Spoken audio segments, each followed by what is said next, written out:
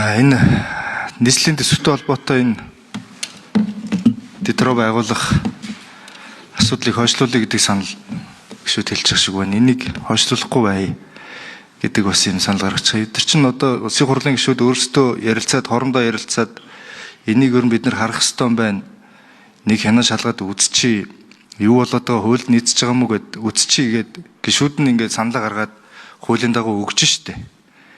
Тэгээ энийг бүлгэрээ авч хэлэлцээ гэдэг санал бас гарч байгаа шиг байна. Би саналын хүнддэг чинь. Гэхдээ эргээд энэ намын ханил асуудлыг бид нэр бас нэг харах гэдэг шүү дээ. Тэгээ одоо харуулах гэдэг нам нь бид нар нэг юугаа яаж харуулах вэ гэдгээ ярилцаадах гэж юм шиг сонсогдоод байна л да.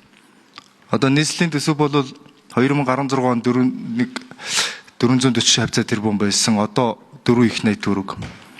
Гадаад зээл ингээд нийлээд бараг 7 их 80 төгрөг.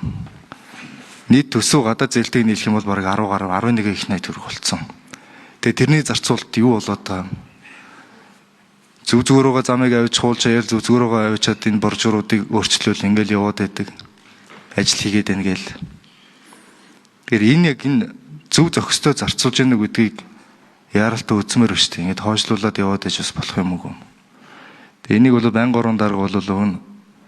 Нэгэнт гишүүд бүрийн эрхийнхээ хүрээнд ярилцаад байгуулъя гэж байгаа тэр бол байгуулаад өгцөн дээр юм шүү дээ.